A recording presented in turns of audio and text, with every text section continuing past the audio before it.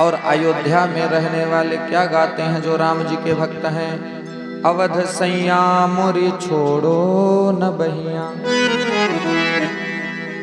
तुम जानत गुण अवगुण मेरे, और तुम सोनाथ छिपी नैया, मोरी छोड़ो न बहिया। हे अयोध्यानाथ भगवान, हे जानकी जी के स्वामी, हमारे हाथ को कभी न छोड़ना।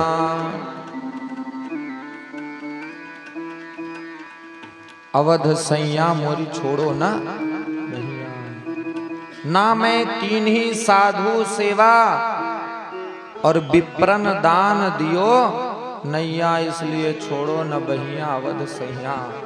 पाप ही पाप किया है जीवन भर, अपराध ही अपराध किया है, लेकिन हे प्रभु आप तो दयालु हो, अगर आप हमको छोड़ दोगे, त्याग दोगे, तो भला किसकी शरण में जाएंगे? आप ही हैं, हमारे सर्वस्व आप हैं। और भैया ऐसी भावना जिस दिन प्रकट हो गई, उस दिन समझ लेना कि जीवन का कल्याण हो गया, उद्धार हो गया। इससे ऊंची कोई चीज नहीं है प्राप्त करने की। संसार में चाहे जितना आप प्राप्त कर लोगे, सब छोड़ना पड़ेगा, सबको त्यागना पड़ेगा। चाहे स्वयं त्याग दो या समय आपसे जबरदस्ती त्यागने को कहेगा।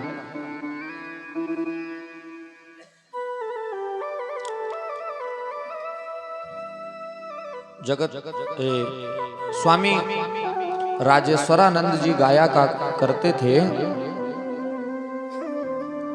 कि कोई हार गया कोई जीत गया,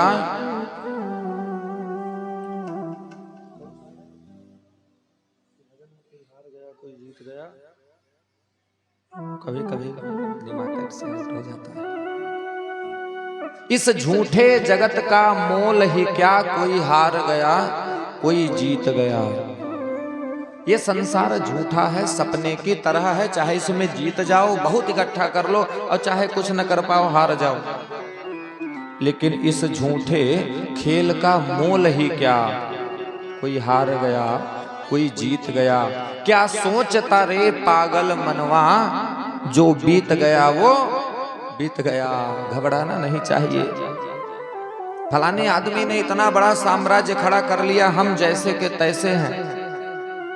चाहे जिसके पास कितना भी बड़ा साम्राज्य हो, चाहे धर्म से पाया हो अधर्म से पाया हो, उसको भी छोड़ करके जाना पड़ेगा। और आपके पास एक केवल झोपड़ी है, आपको भी जाना पड़ेगा, एक ही घाट पर जाना पड़ेगा, कोई उसमें अंतर नहीं है। और एक ही जगह जाना पड़ेगा, एक ही दरबार में जाना पड़ेगा। वहां पे कोई ये बर्ताव नहीं होता है कि आपके पास बहुत पैसा है तो आप ऊंचे सिंहासन पर बैठो, और आप गरीब हो तो नीचे बैठो, ऐसा नहीं होता। क्योंकि मेरे मालिक के दरबार में सबका जीवन खाता।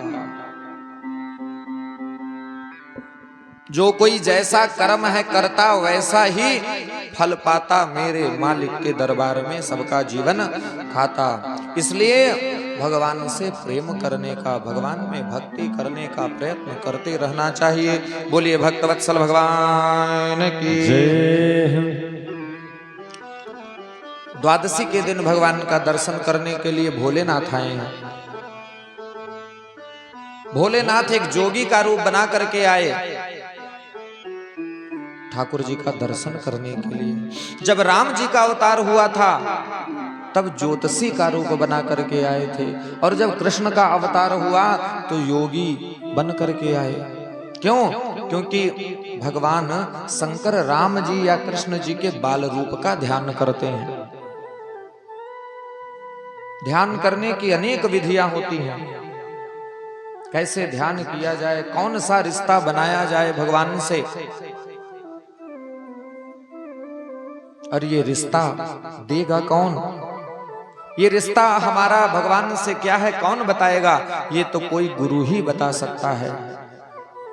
जब तक गुरु के चरणों का सहारा नहीं मिलेगा तब तक भैया कुछ प्राप्त होने वाला नहीं है अपने आप।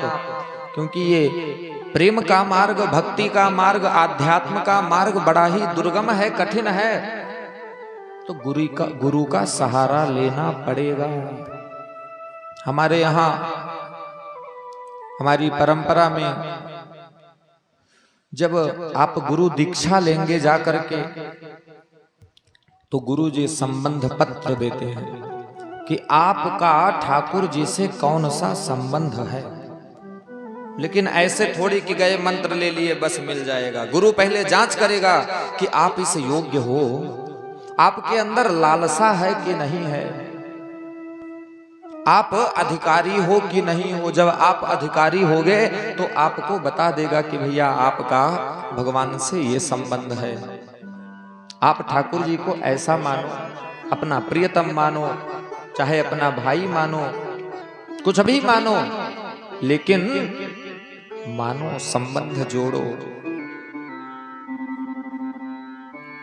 राधा रमण सदा हमको प्यारे रहें, हम उन्हीं के रहें, वो हमारे रहें। एक ही भाव कि हे राधा रमण, हे जानकी रमण, हम आपको प्यारे रहें और आप हमको प्यारे रहें, और हम आपके रहें, आप हमारे रहें।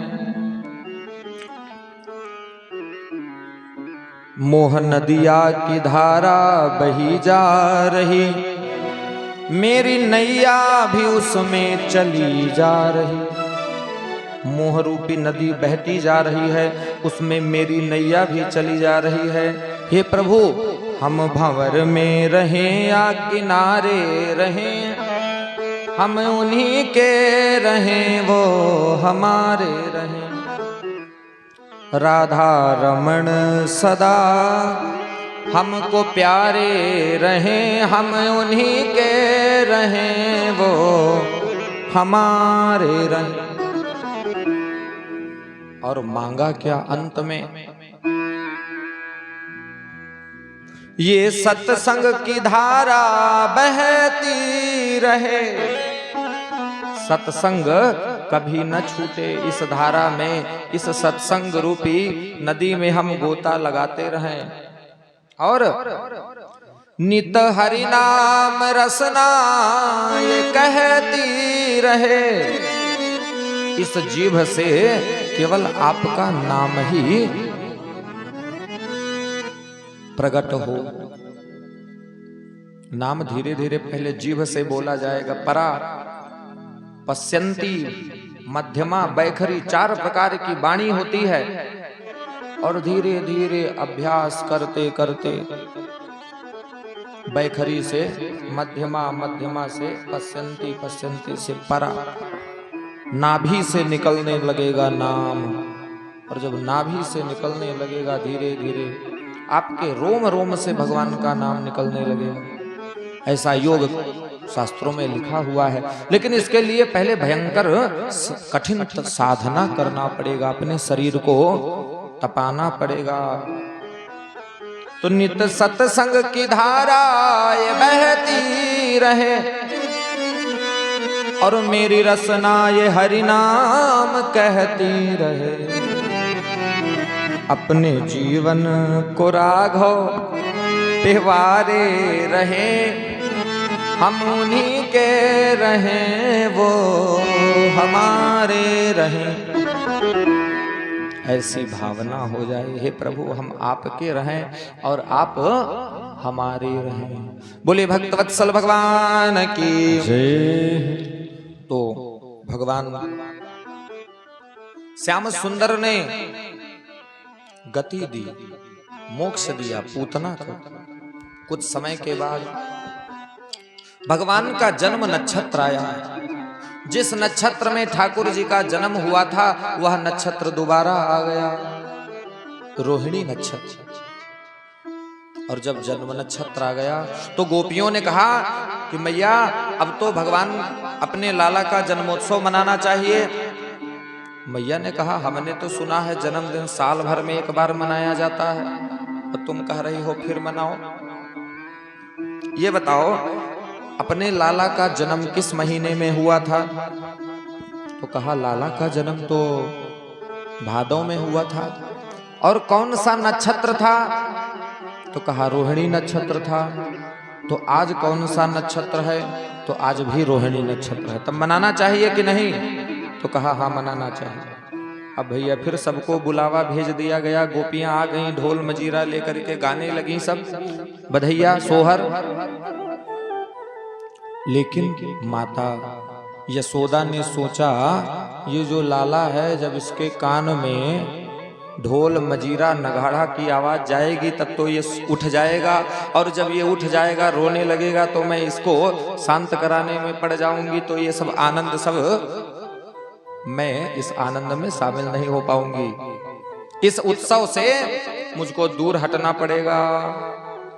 तो ऐसा करूं, पालने सहित अपने लाला को बाहर कर दूं महल से।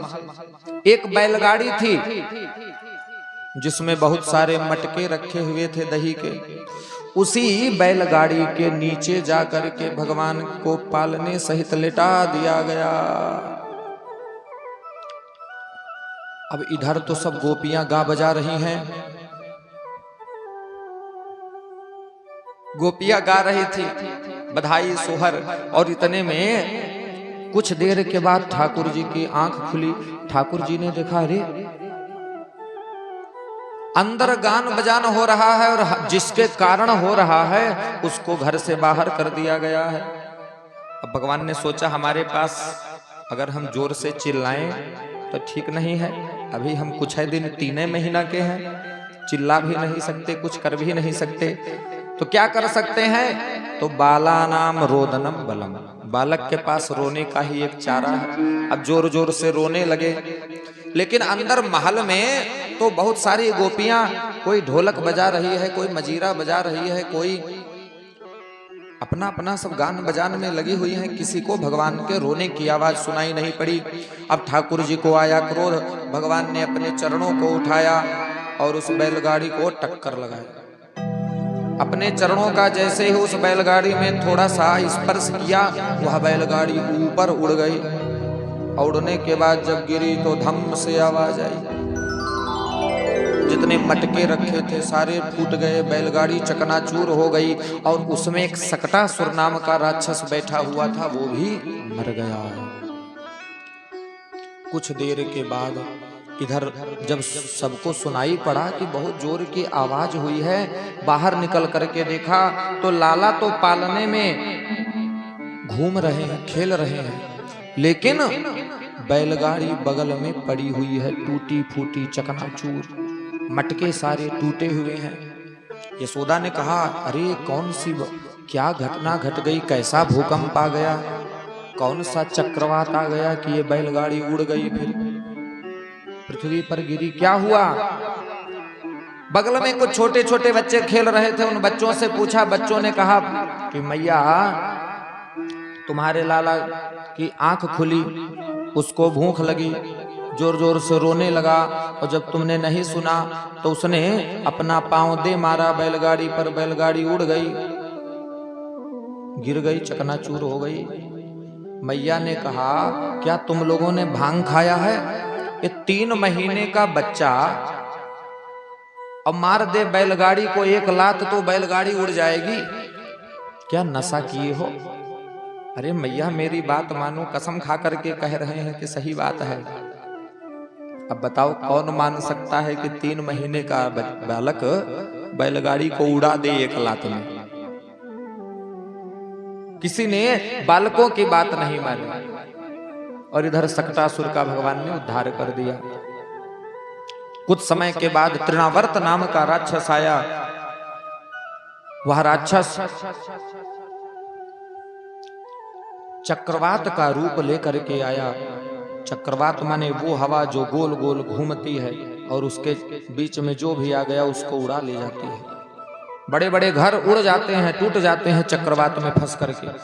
बड़े बड़े पेड़ उखड़ करके उड़ जाते हैं जब चक्रवात में फंस जाते हैं। तृणावर्त का नाम का राक्षस चक्रवात का रूप लेकर के आया और उसने सोचा यशोदा के सहित यशोदा के लाल को उड़ा करके ले जाऊंगा और मार डालूंगा। भगवान ने देखा ये तो तृणावर्त आ रहा है। उसी समय भगवान ने अपना वजन बढ़ा दिया यशोदा मैया के गोद में बैठे हुए थे। अब यशोदा को लगा ये तो रोज इतना भारी नहीं होता था, आज तो इसका वजन बहुत बढ़ गया, क्या कारण है? फिर सोच ली ऐसा हो सकता है इसने बहुत दूध पिया है इसलिए इसका भार बढ़ गया हो। चलो बैठा दिया और उसके बाद अपना घर काम करने चली गई। कुछ देर के बाद वह तूफान आया, भगवान को उड़ा करके आकाश में ले गया। अब तो तृणावर्त प्रकट हो गया और तृणावर्त के पीठ पर भगवान लद गए। कुछ देर के बाद उसके गले को दबाने लगे, वो चिल्लाने लगा छोड़ दे छोड़ दे। भगवान ने कहा छोड़ने वाला नहीं, और उस तृणावर्त को ला करके एक काले काले पत्थर पर पटक दिया। तृणावर्त भी मर गया। इस प्रकार से भगवान ने तृणावर्त को मारा और सकटासुर को मारा और पूतना को मारा। भगवान अपनी बाल लीला भी कर रहे हैं और जितने राक्षस हैं उनका भी सफाया कर रहे हैं, क्योंकि ये राक्षस संतों को, ब्राह्मणों को, देवताओं को बड़ा कष्ट देते थे। और भगवान का अवतार विप्रधेनु सुर संतहित लीन मनुज अवतार, निज इच्छा निरमित तनु माया गोपाल। भगवान संत के लिए, ब्राह्मणों के लिए, धेनु माने गैया मैया के लिए इस धराधाम पर अवतार लेते हैं। और निज इच्छा निर्मित तनु, जैसा उनका मन होता है वैसा अपने शरीर का निर्माण कर लेते हैं, क्योंकि माया के गुणों से वे पार हैं, मायाधीश हैं। और ये भगवान की माया सारे संसार को भले ही नचाती हो, लेकिन माया को भगवान स्वयं नचाते हैं। सब जग को रही नचाय ये माया जादूगर। भले ही हम लोग माया के द्वारा नाच रहे हो, माया में पड़ करके खूब चक्कर लगा रहे हो, लेकिन माया किसके अधीन होती है? भगवान के अधीन। मायाधीश के अधीन माया रहती है, इसलिए भगवान का कुछ नहीं बिगाड़ सकती और हम लोगों को तो अपने कब्जे में कर करके रखी है। चाहे जितना कथा सुनो, चाहे जितना सत्संग करो, लेकिन इस माया का इतना प्रबल घेरा है कि इससे निकल पाना बड़ा कठिन है। सब जानते हैं कि एक भी तिनका, एक भी बित्ता, एक फुट, एक भी मीटर जमीन लेकर के किसी को ऊपर नहीं जाना है। लेकिन भैया उसके बाद भी एक एक बित्ता जमीन के लिए लाठी चल जाती है, गोली चल जाती है। राजेश्वरानंद जी ने गाया, ये माया तेरी बहुत कठिन है राम, करता नित्य विरोध क्रोध का, कहता बुरा परिणाम। लोग दूसरों को तो समझाते हैं ज्यादा गुस्सा मत किया करो, क्रोध न किया करो, लेकिन जब आ जाता है क्रोध स्वयं को तो वाणी होती बिना लगाम। जो मन में आवे समझाने लगो, जो मन में आवे कहने लगो। जब क्रोध आ जाए तो ये नहीं देखता है व्यक्ति कि कौन है, बोलने लगता है, बोलने लगता है। क्यों? क्रोध है। ये भगवान की माया का एक रूप है।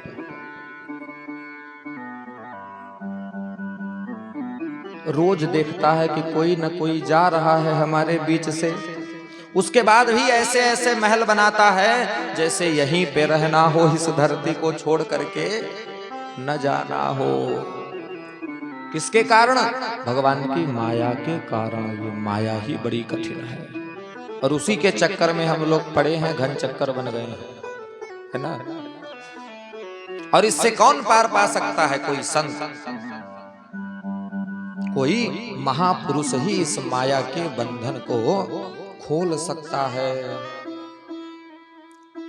जीव, ब्रह्म और माया तीन तत्व हैं। भगवान हैं, और फिर जीव है और बीच में माया है। माया का पर्दा पड़ा हुआ है तो जीव भगवान को देख नहीं पाता। भगवान तो जीव को देख रहे हैं, लेकिन जीव के पास इतनी शक्ति नहीं, सामर्थ्य नहीं कि उस माया के पर्दा के रहते हुए भी भगवान को देख ले। इतना बड़ा, इतना मजबूत पर्दा होता है। लेकिन अगर आपको कोई सद्गुरु मिल गया, कोई गुरु मिल गया, तो भैया गुरु जी महाराज आपको बता देंगे कि इस पर्दे को कैसे उठाना है, उन भगवान का दर्शन कैसे करना है। चाहे हार हो चाहे जीत हो, गुरु चरण में मेरी प्रीत हो। दुनिया ये जाने क्या भला, तेरे रूप में मुझे क्या मिला। तुम मद भरा संगीत हो, गुरु चरण में मेरी प्रीत हो। चाहे हार हो चाहे जीत हो, गुरु चरण में मेरी प्रीत हो, ऐसा हमारे संत कहते हैं। बोले भक्तवत्सल भगवान की जय। तृणावर्त का उद्धार किया है। उसके बाद इधर वसुदेव जी को याद आया कि 1 वर्ष बीत गए हैं, नंद बाबा ने पता नहीं हमारे बच्चे का नामकरण किया होगा कि नहीं किया होगा। हमारे वहां पर 2 बालक हैं। गर्गाचार्य जी महाराज को भेज दिया। गर्गाचार्य जी महाराज आए हैं, देखते ही नंद बाबा ने प्रणाम किया। नंद बाबा को याद आ गया कि अभी तो अपने बच्चों का हमने नाम भी नहीं रखा। नंद बाबा ने कहा गर्गाचार्य जी से, महाराज आप हमारे बच्चों का नामकरण कर दो, नाम रख दो। गर्गाचार्य ने कहा देखो, हम यदुवंशियों के आचार्य हैं, पुरोहित हैं। अगर तुम्हारे बच्चे का नामकरण करेंगे और कहीं कंस को पता लग गया तो वो कंस जान जाएगा ये बच्चा तुम्हारा नहीं है, तब तो तुम्हारे लाला के ऊपर आफत आ सकती है। महाराज कोई उपाय बताओ। उपाय ये है कि नामकरण तो कर देंगे लेकिन कोई जान ना पावे, किसी को बुलाना मत, कि सबको न्योता दे दो कि हमारे लाला का नामकरण होने जा रहा है, और यही जानकारी कंस के पास पहुंच जाए, वो फौज लेकर के आ जाए, तुम भी मारे जाओ हम भी मारे जाए और लाला भी मारा जाए। कहा नहीं महाराज, जो कहोगे, छुप करके सारा काम हो जाएगा। तो कहा गौशाले में गाय के गोबर से लिपवा दो और वहीं पर बैठ करके उन दोनों बालकों का मैं नामकरण कर दूंगा। अब तो भैया गर्गाचार्य जी महाराज बैठे हुए हैं। अब यशोदा जी ने रोहिणी से कहा कि देखो बहन, तुम्हारे भी एक पुत्र है और हमारे भी एक पुत्र है, चलो चेक किया जाए कि ये बाबा जो आए हैं मथुरा से कुछ जानते हैं कि नहीं जानते हैं। तो कहा कैसे चेक किया जाएगा? तो ऐसा करो कि मेरे लड़के को तुम अपने गोद में ले लो और अपने बच्चे को हमारी गोद में दे दो। रोहिणी ने कहा ठीक। अब यशोदा के बच्चे को, यशोदा के लाल को रोहिणी ने अपने गोद में लिया और रोहिणी के लाल को यशोदा ने अपने गोद में लिया और दोनों पहुंच गई गर्गाचार्य जी महाराज के पास। जाकर के कहीं महाराज जी प्रणाम। गर्गाचार्य ने कहा खुश रहो, सौभाग्यवती रहो, बैठ गई। यशोदा ने कहा प्रभु महाराज जी ये हमारा लाला है, हमारा बेटा है, इसका नामकरण करो। दोनों संकेत से बात कर रहे हैं, इशारों इशारों में। अगर असली बाबा होगा तो बता देगा और नकली होगा तो जान नहीं पाएगा। लेकिन गर्गाचार्य ने ध्यान लगा करके देखा तो समझ गए, अयम ही रोहिणी पुत्रो रमयन सुहृदो गुणैः आख्यास्यते राम इति बलाधिक्यात् बलम विदुः। कहने लगे, गर्गाचार्य जी ने कहा कि मैया जो तुम्हारी गोद में लाल है ये तुम्हारा नहीं है, बल्कि अयम ही रोहिणी पुत्रो, यह रोहिणी मैया का पुत्र है। अरे महाराज चलो हम दोनों बहनें हैं, कोई बात नहीं, हमने अदला बदली कर ली। रमयन सुहृदो गुणैः, इसके अंदर बहुत सारे गुण हैं। आख्यास्यते राम इति, इसका नाम मैं राम रखता हूं, लेकिन इसके अंदर बल की बहुत ज्यादा अधिकता होगी, बहुत बल होगा इसके अंदर, इसके लिए इसका नाम पड़ जाएगा बलराम। बोले बलराम जी महाराज की जय। और अब तो रोहिणी मैया के गोदी में बैठे हुए हैं परब्रह्म परमात्मा देवकी नंदन। उनको देखा, उनको अपने गोद में ले लिया। अब जैसे ही गोद में ठाकुर जी को लिया है, गर्गाचार्य ने अब तो अपनी सुधि बुद्धि भूल गए, अपने आप तक को भूल गए। न आंखें उनकी पलक झपका रही हैं, न सांस ले रहे हैं, एकदम सीधे विराजमान है, बैठे हुए हैं। 5 मिनट बीता, 10 मिनट बीता, आधा घंटा बीत गया। यशोदा ने कहा कि बहन देखो इन बाबा को क्या हो गया, ये तो न हिल रहे हैं, न डुल रहे हैं, न बोल रहे हैं, आखिर में क्या कर रहे हैं? ऐसा तो नहीं कि धरती पर हैं कि न हो, देख तो लो एक बार, बहुत समय बीत गया। रोहिणी ने जाकर के बाबा के हाथ को पकड़ा और जब बाबा के शरीर को हिलाया तब बाबा की समाधि टूटी। महाराज कहां चले गए थे? अरे मैं तो नाम विचार कर रहा था। अरे कहां ऐसे नाम विचार किया जाता है कि सांसें लेना बंद कर दो? अरे वो तो हम साधु हैं, समाधि लग जाती है, जान नहीं पाते। बहूनि संत नामानि रूपाणि च सुतस्य ते, हे यशोदा तुम्हारे पुत्र के बहुत सारे नाम हैं, बहुत सारे रूप हैं। कहां तक कहा जाए? वेद भगवान के बहुत सारे नामों को बताए और अंत में कह दिया नेति नेति नेति नेति कही वेद बखाना। इनके नाम अनेक अनूपा, इनके तो बहुत सारे नाम हैं, गोपाल सहस्त्र नाम, विष्णु सहस्त्र नाम, लेकिन मैं अपने बुद्धि के अनुसार इनका नाम रखता हूं। कहा नाम रखो, और बताओ महाराज? तो कहा मैं इनका नाम रखता हूं कृष्ण। यशोदा ने कहा अरे बाबा मेरे मुंह में एकौ दांत नहीं और ये इतना कठिन नाम मुझसे बोला नहीं जाएगा। बाबा ने कहा मैंने तो नाम रख दिया, अब बोला जाए चाहे ना बोला जाए, तुम अपने प्रेम का नाम कोई रख लो।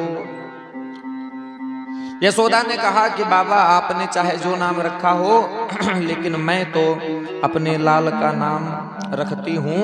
कन्हैया का नाम रख दिया कनुआ और बलराम का नाम रख दिया बलुआ।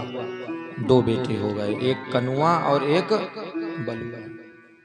गर्गाचार्य ने कहा कि आप इनकी माता हो, जो मन में आवे सो कहो। अब हम इसमें रोक थोड़ी लगा सकते हैं। भगवान को प्रणाम करके गर्गाचार्य जी महाराज चले गए। भगवान की सुंदरता ही ऐसी है कि जो भी देखता है उनके ऊपर स्वयं को न्यौछावर कर देता है। उनसे ज्यादा सुंदर तीनों लोकों में क्या, अनंत ब्रह्मांड में कोई नहीं है। और उन भगवान को जब लोग देखते हैं तो क्या कहते हैं? सांवरी सूरत पे मोहन दिल दीवाना हो गया, दिल दीवाना हो गया, मेरा मन मस्ताना हो गया। ये भगवान के स्वरूप की खासियत है, उनकी महिमा है। जो भी देखता है अपने आप को न्यौछावर कर देता है, लूट कर ले गया दिल जिगर सांवरा जादूगर। बोले भक्तवत्सल भगवान की जय। और उसके बाद अब भगवान के अन्य लीलाओं का नाम, अन्य लीलाओं के बारे में बताते हैं सुखदेव भगवान। एक बार भगवान ने मिट्टी खाई और जब मिट्टी खाई खेल खेल में सोचा जो ब्रज का रज है इसको खा लिया जाए, अपने जीभ में रख करके इस ब्रज की मिट्टी का स्वाद लिया जाए। ऐसा सोच करके भगवान ने थोड़ी सी मिट्टी अपने मुंह में रख ली। अब तो बलराम जी को मौका मिल गया। बलराम ने जा करके यशोदा से कहा, मैया कन्हैया ने मिट्टी खा ली। अब तो मैया को बड़ा क्रोध लगा। 9-9 लाख गैया हैं हमारे यहाँ, दूध दही की कमी नहीं है, जितना मन हो माखन खाओ, जितना मन हो मिश्री खाओ, और उसके बाद भी ये हमारा लाला मिट्टी खाने जा रहा है, मिट्टी खाने लगा है, इसकी आदत बिगड़ रही धीरे धीरे। बुला के अपने पास बुलाया कन्हैया को। यशोदा ने कहा, लाला ये तुम्हारा जो बड़ा भाई है बलदाऊ ये कह रहे हैं कि तुमने मिट्टी खाई है, तो अपना मुंह खोल करके दिखाओ। अब तो भगवान ने अपना मुंह खोल करके दिखाया जैसे ही यशोदा को, तो यशोदा को दिखाई पड़ने लगे बड़े बड़े पहाड़, बड़े बड़े पर्वत, बड़ी बड़ी नदियां, बड़े बड़े जंगल। आंख बंद करके आंखों को बार बार पोंछ रही हैं कि अरे ये क्या हो गया मेरी आंखों को, क्या बहुत ज्यादा बुढ़ी हो गई हूं, आज तक जो नहीं देखा था अपने लाला के मुंह में वो सब हमको दिखाई पड़ रहा है, क्या हो गया क्या हो गया। कुछ देर के बाद लगा अब तो चक्कर आ जाएगा। उसी समय भगवान ने अपना मुंह बंद किया और अपनी माया दूर कर दी। बोले मायाधीश भगवान की जय। मैया सब भूल गई कि कुछ देर पहले मैंने क्या देखा था। कन्हैया ने पूछा, बताओ मैया क्या मैंने मिट्टी खाई? तो कहा, मिट्टी तुमने नहीं खाई। इस प्रकार से कन्हैया रोज एक न एक लीला करके अपने माता पिता और ब्रजवासियों को, गोकुल निवासियों को सुख देते हैं। अब आगे माखन चोरी लीला का प्रसंग आता है। भगवान थोड़े से बड़े हो रहे हैं और गोपियों के मन में भाव है कि आकर के हमारे घर में भी भगवान आवे, माखन की चोरी करें। सब गोपियां यही कहती हैं, आज मोरे अंगना में आवो नंदलाल, चले आवो गोपाल, और दर्शन की प्यासी गुजरिया। अंगना में आवो मेरे माखन को खाओ, आकर के कुछ माखन भी खाओ, भला इसी बहाने दर्शन दो। गोपियों के मन के भाव को ठाकुर जी जान गए। अब भगवान ने अपने बराबर के जितने ग्वाल वाल थे सबकी मंडली बनाई और उसके बाद माखन चोरी करने के लिए घरों घरों में जाने लगे। अपने बराबरी के बच्चों को लेकर के माखन चोरी करने जाते हैं।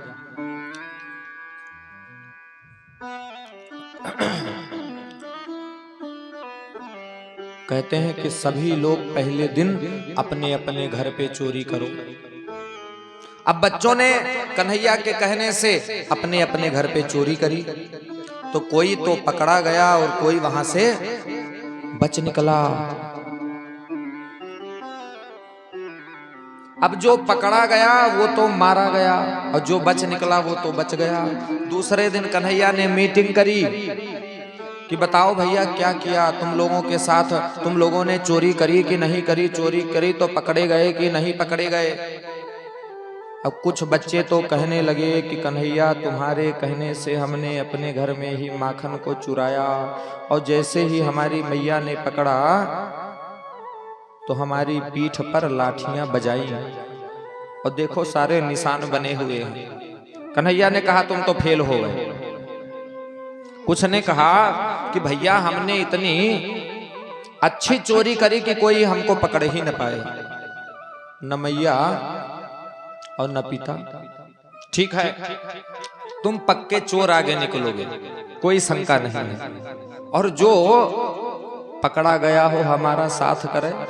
अब आज के बाद हम लोग घर घर चोरी करते घूमेंगे। क्या चोरी करेंगे? मक्खन की चोरी। अब भगवान माखन की चोरी करने के लिए जाने लगे। सबसे पहले एक गोपी के यहां गए।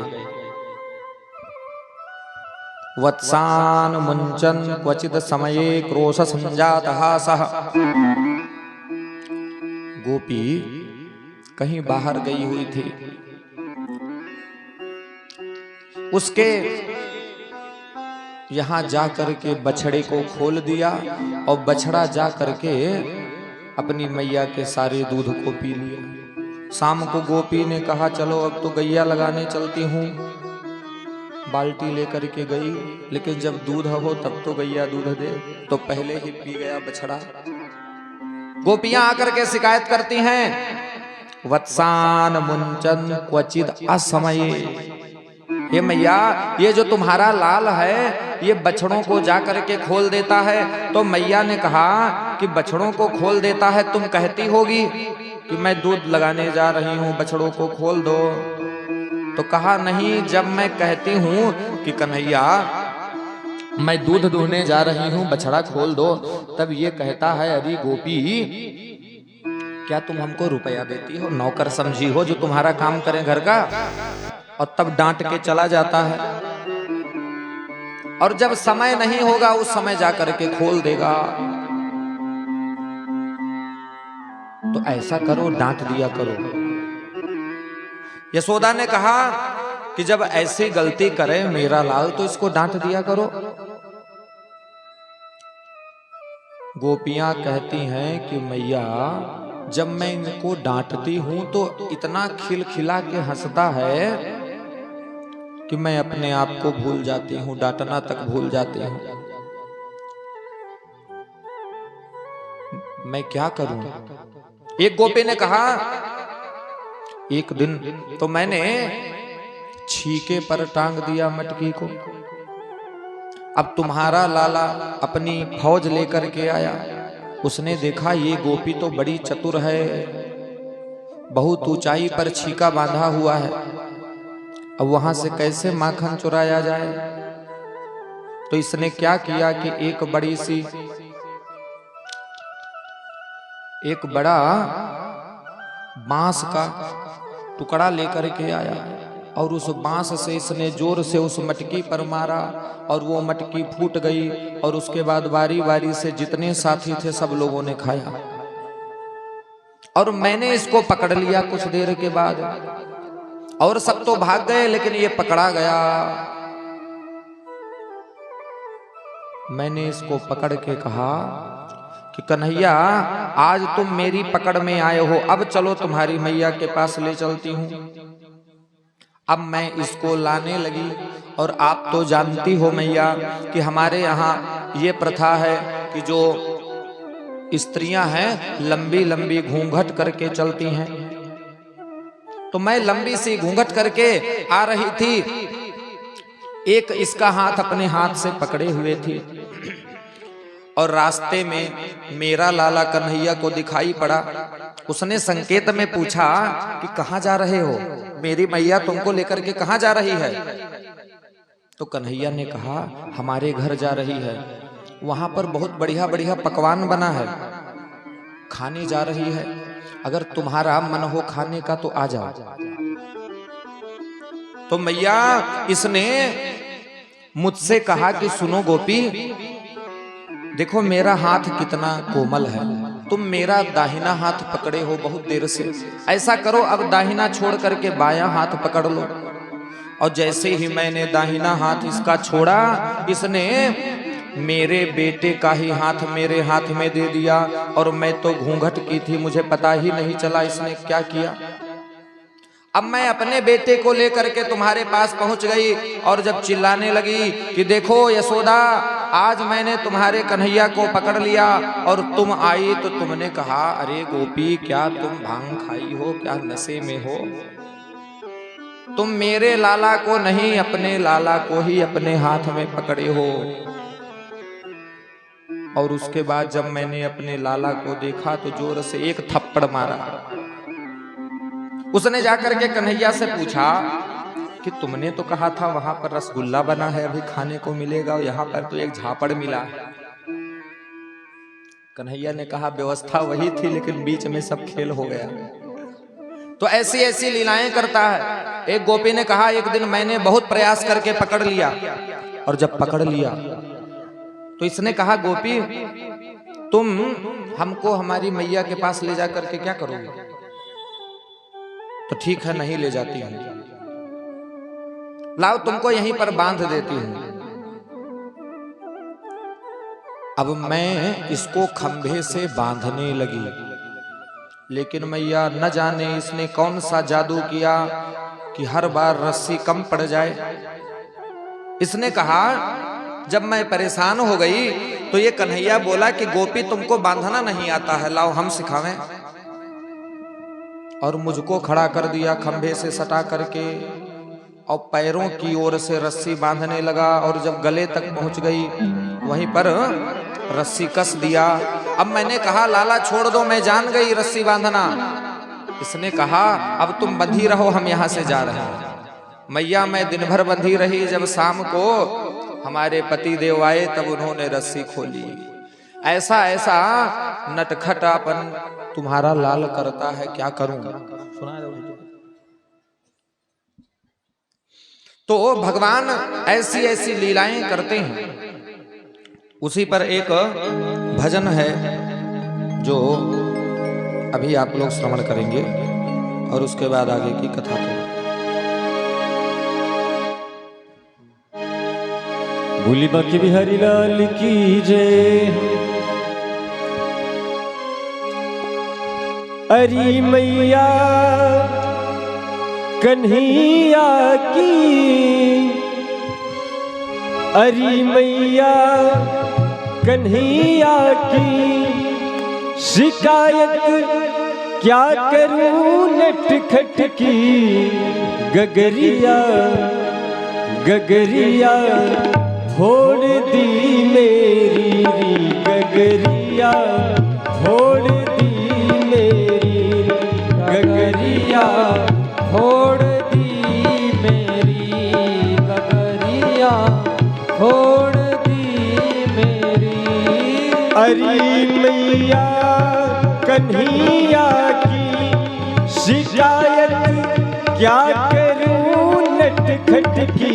मटकिया फोड़ दी मेरी री, गगरिया तोड़ दी मेरी, गगरिया फोड़ दी मेरी री, गगरिया फोड़ दी मेरी हो।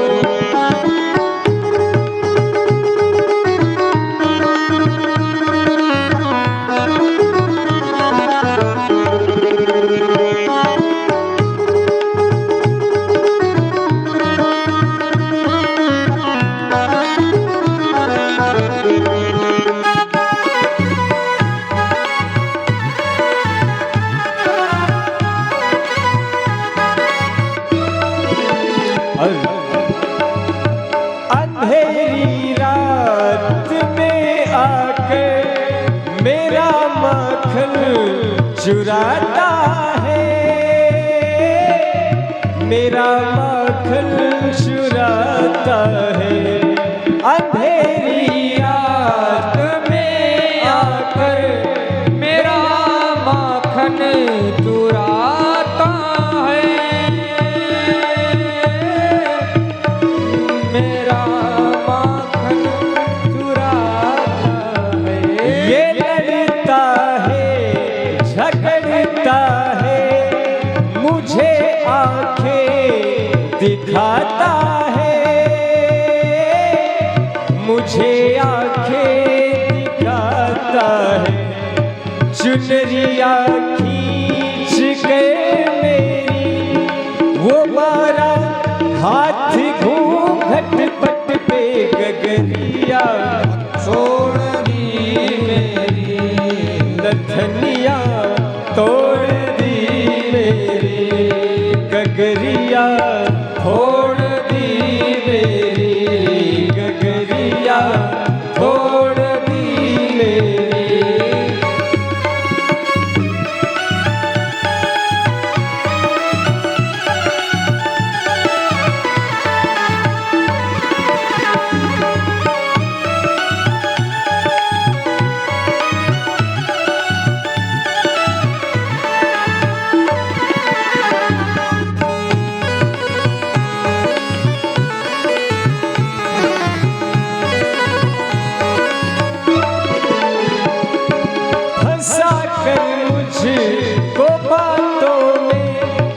सदा घर पे बुलाती है, सदा घर पे बुलाती है, फंसा कर मुझको बातों में सदा घर पे बुलाती है, ओ सदा घर पे बुलाती है। अगर इनकार करूं मैया शिकायत लेके आती है, शिकायत लेके आती है। ये झूठी है जमाने की, ये झूठी है जमाने की। मिली थी कल मुझे पनघट पे बसुरिया, तोड़ दी मेरी री बसुरिया, तोड़ दी मेरी गगरिया, तोड़ दी मेरी री गगरिया, तोड़ दी मेरी हो।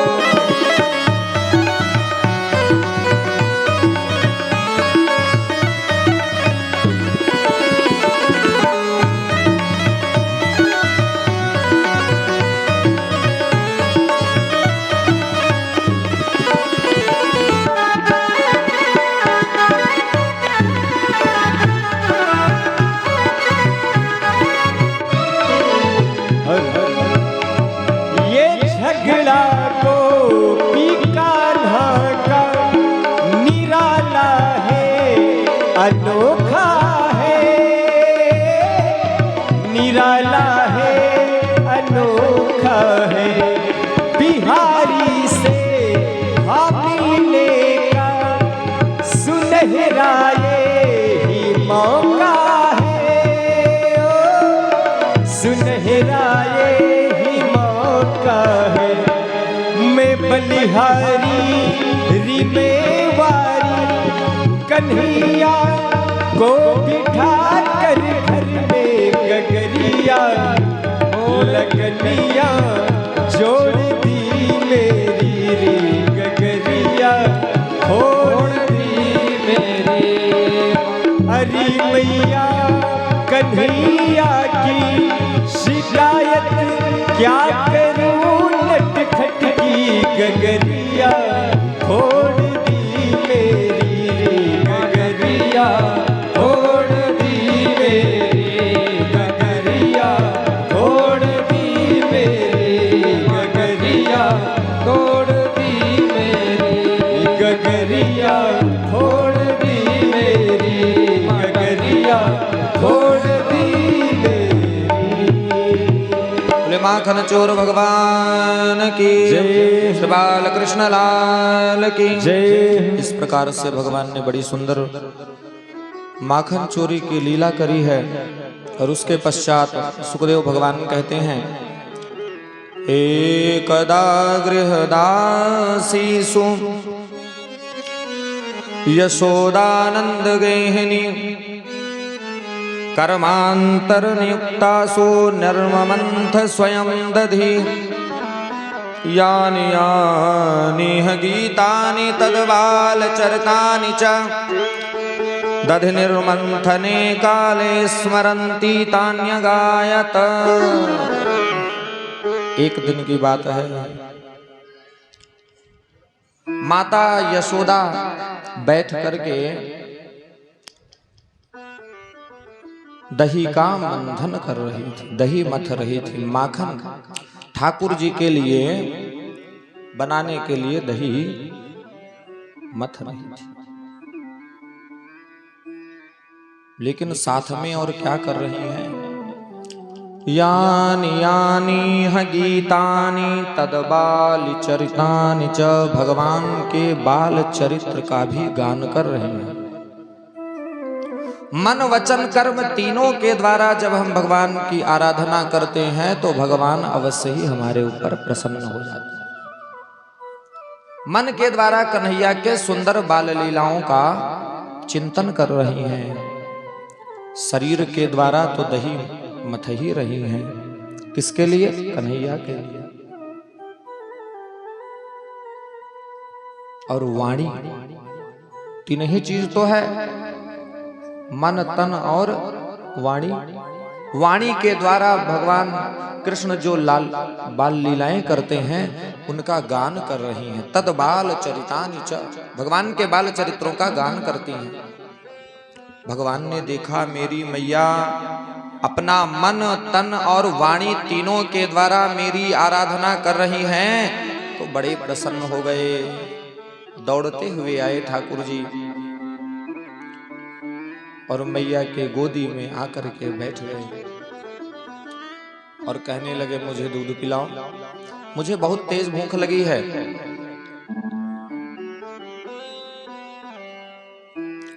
मैया दूध पिलाने लगी। इतने में ठाकुर जी ने पूछा कि ये बताओ मैया, आपको दूध प्यारा है कि पूत प्यारा है? मैया ने कहा कि लाला ये भी कहीं पूछने वाली बात है, दूध से ज्यादा तो तू ही हमको प्यारा है। सबको प्यारा होता है, दूध तो फिर मिल जाएगा, लाला कहां दोबारा मिलने वाला। ठीक है।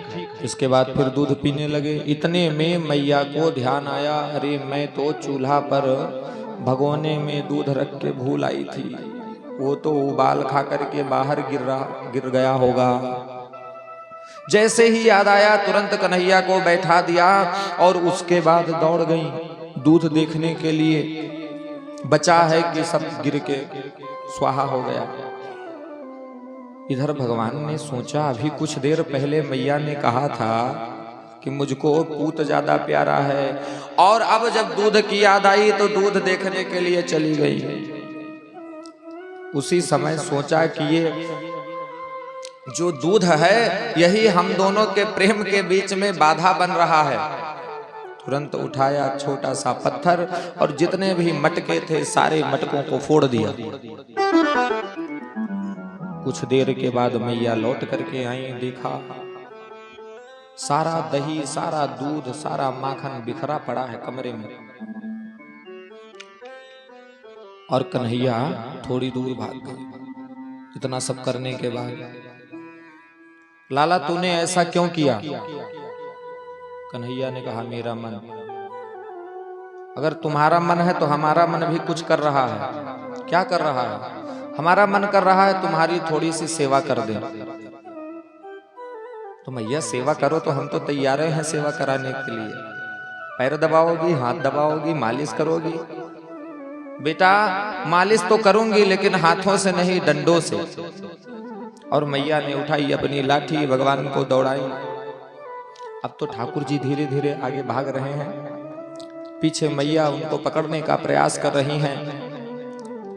लेकिन मैया तो 80 से ज्यादा उम्र की हो गई हैं, और जितनी तेज कोई बालक दौड़े इतनी तेज कहां कोई वृद्ध दौड़ सकता है। अंत में माता बैठ गई थक करके। यशोदा जी, भगवान स्वयं पास में चले गए। मैया लो मैं आ गया हूं। अब सोच रही हैं यशोदा मैया कि मेरे लाल का शरीर इतना कोमल है, अगर मैं डंडा से पिटाई कर दूं तो बड़ी इसको चोट लगेगी, पीड़ा का अनुभव करेगा ये, तो इसको मारना ठीक नहीं है। क्या करूं? कुछ न कुछ तो दंड देना ही पड़ेगा। अगर इसको दंड नहीं दूंगी तो आगे न जाने कौन कौन सा काम करेगा। इतना विचार करके माता यशोदा ने सोचा लाओ इसको ऊखल से बांध दो, और ऊखल से भगवान को बांधने का प्रयास करने लगी। बांधती हैं, लेकिन क्या होता है कि 2 अंगुल रस्सी बार बार छोटी पड़ जाती है। और ये 2 अंगुल रस्सी क्या है?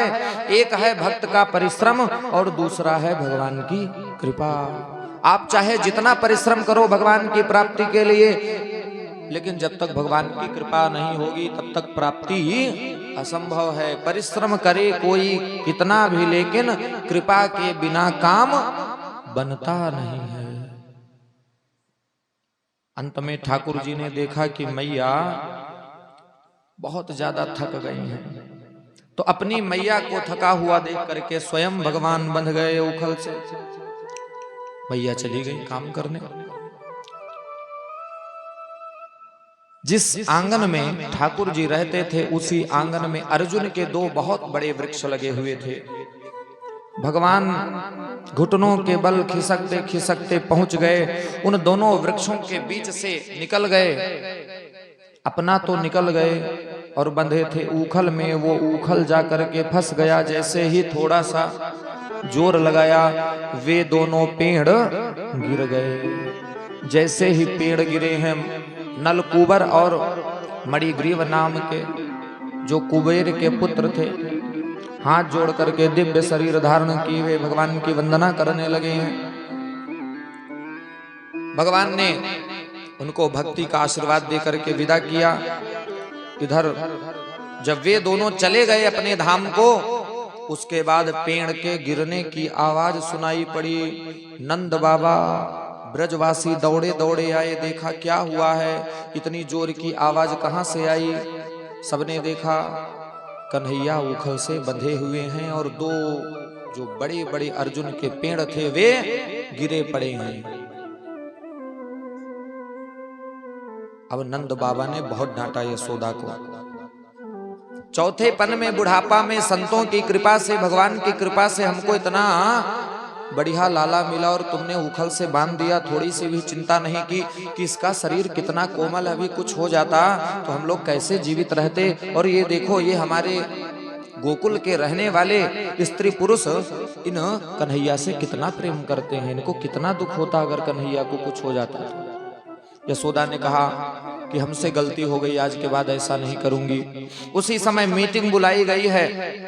जितने बड़े बड़े ग्वाले थे सब लोगों ने मीटिंग में ये प्रस्ताव रखा कि ये जब से इस गोकुल में कन्हैया का जन्म हुआ है तब से कोई न कोई आफत आ रही है, इसलिए इस स्थान को छोड़ देना चाहिए।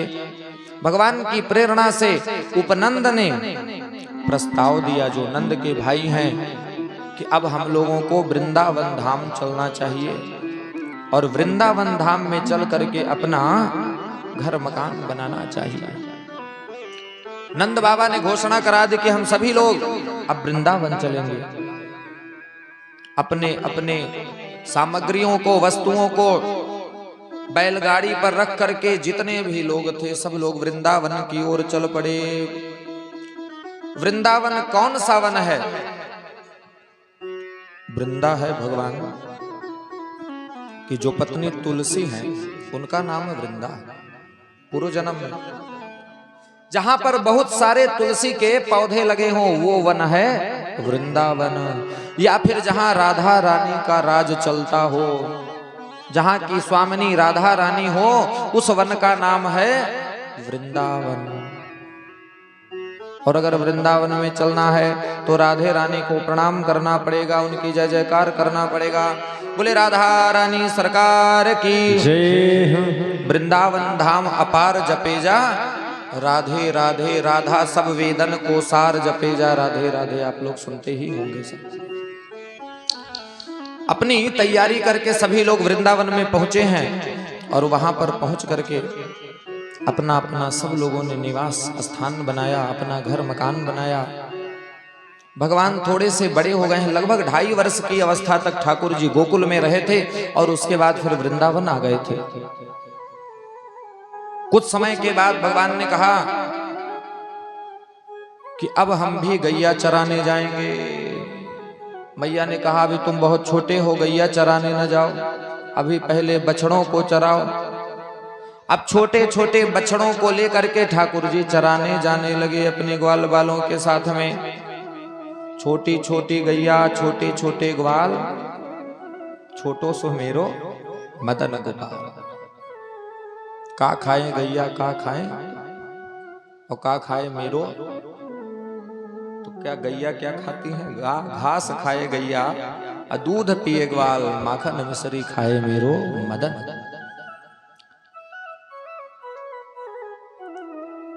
उन्हीं बछड़ों के मध्य में एक दिन वत्सासुर नाम का राक्षस आया। बछड़ा बन करके भगवान ने उसके पैर को पकड़ करके घुमा के दे मारा, मर गया।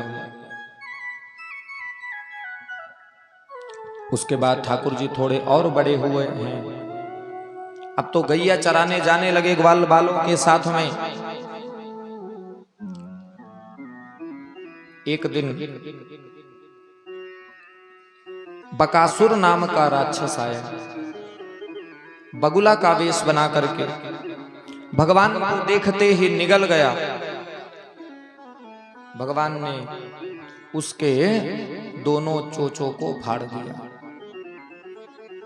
तो वत्सासुर का, बकासुर का भगवान ने संहार किया। उसके बाद अघासुर नाम का एक राक्षस आया है, ठाकुर जी ने अघासुर का भी संहार किया है। और भैया उसके बाद एक और बड़ी विपदा थी वृंदावन निवासियों के ऊपर। वह कौन सी थी? वह थी कालिया नाग के रूप में। कालिया नाग नाम का एक बहुत महान नाग यमुना जी में रहता था, और जो भी यमुना जी के जल को जा करके पिए वो मर जाता था, इतना जहरीला था। उसके क्षेत्र में जो भी चला जाए मर जाए जहर के कारण, इतना जहर का प्रभाव था। एक दिन भगवान खेल खेल में अपने गेंद को उस कालिया दह में फेंके हैं, और वह गेंद जा करके उस जगह पर गिरा जहां पर कालिया नाग लेटा हुआ था। भगवान कदम्ब के वृक्ष पर चढ़ गए, वहीं से छलांग लगाई। ग्वाल बालों ने रोका कि कन्हैया उधर मत जाओ, वहां पर कालिया नाग रहता है। प्रभु ने कहा तुम लोग परेशान मत हो, घबराओ मत, हम अभी गेंद लेकर के आते हैं। भगवान पहुंचे जहां पर कालिया नाग था। कालिया नाग तो सो रहा था, लेकिन उसकी पत्नियां जग रही थीं। पत्नियों से कहा अपने पति को जगाओ। कालिया नाग की पत्नियों ने कहा कि बेटा यहां से चले जाओ, अगर मेरे स्वामी जाग गए तो तुम जीवित यहां से वापस नहीं जाओगे। कन्हैया ने कहा मैं तो उससे ही मिलने के लिए यहां पर आया हूं और दूसरा कोई कारण नहीं है। अच्छा, बातचीत हो रही थी, इतने में कालिया नाग जग गया। उसने देखा एक मनुष्य हमारे क्षेत्र में आया, उसको बड़ी भयंकर क्रोध आई। क्रोध के कारण उसने भगवान कृष्ण को अपने फांस में, बंधन में डाल दिया। अब तो कालिया नाग के बंधन में प्रभु पड़ गए। उसने सोचा, देखो सांप क्या करता है, लपेट लेता है, बांध देता है, आप लोगों ने देखा होगा। क्योंकि नाग का पांस जिस प्रकार से यमराज का पांस होता है, उसी प्रकार से नाग का भी पांस होता है। कालिया नाग के बंधन में ठाकुर जी पड़े। उसने सोचा अब तो मैं इस बालक को मार डालूंगा, लेकिन भगवान ने क्या किया? भगवान ने अपने शरीर को धीरे धीरे बढ़ाया और मोटा करते चले गए अपने शरीर को। अब तो उसका बंधन धीरे धीरे ढीला पड़ने लगा, और जैसे ही उसका शरीर टूटने लगा, तुरंत भगवान ने अपना रूप छोटा सा बनाया, और उसके 101 फड़ थे कालिया नाग के, और एक फड़ पर जाकर के खड़े हो गए। अब जब एक फण पर खड़े हैं तो दूसरे फण से वार करने का कोशिश कर रहा है, तो दूसरे पर चले जाते हैं, फिर तीसरे से। इस प्रकार 101 फण से वह भगवान को मारने का प्रयास कर रहा है, और भगवान एक से दूसरे, दूसरे से तीसरे, इस प्रकार भगवान नृत्य करने लगे कालिया नाग के फण पर। तांडव गति मुंडन पर नाचत गिरधारी। भगवान नृत्य करने लगे। एक फण से दूसरे फण पर इतनी बार भगवान गए, अब तो उसके सारे फण, उसके सारे सिर घायल हो गए, खून निकलने लगा उसके फणों से। पत्नियों ने कहा हे कन्हैया, हे प्रभु, इसको छोड़ दो। आपने इसको दंड दिया, अच्छा किया। न्यायो हि दंडः कृत किलवसेस्मिन् तवावतारः खल निग्रहणाय। आपने अच्छा किया इसको दंड दे करके, लेकिन अब हमारी ओर भी देखो, हम इसकी पत्नियां हैं, ये मर जाएगा तो हम सब विधवा हो जाएंगे, इसको छोड़ दो। भगवान ने कहा मैं तो छोड़ दूं, लेकिन ये देखो कितना तन करके खड़ा हुआ है, कितना घमंडी है।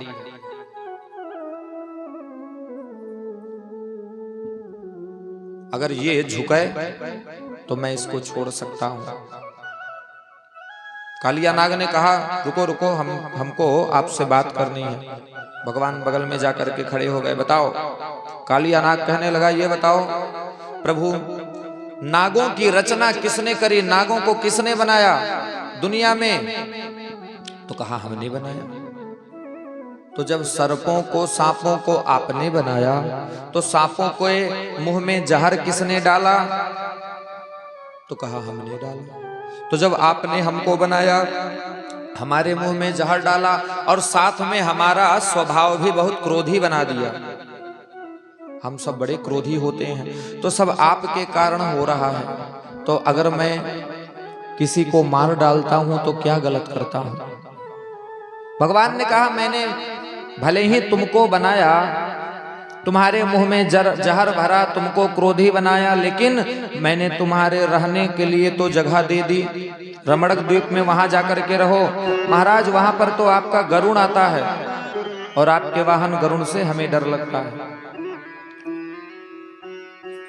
भगवान ने कहा जाओ, मेरे चरणों का चिन्ह तुम्हारे फणों पर लग गया है, अब गरुण तुम्हें कभी परेशान नहीं करेंगे। कालिया नाग वहीं से फिर चला गया।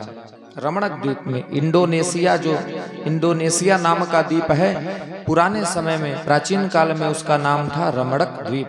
आज भी वहां बहुत भयंकर भयंकर जहरीले सर्प निवास करते हैं। कालिया नाग पहुंच गया।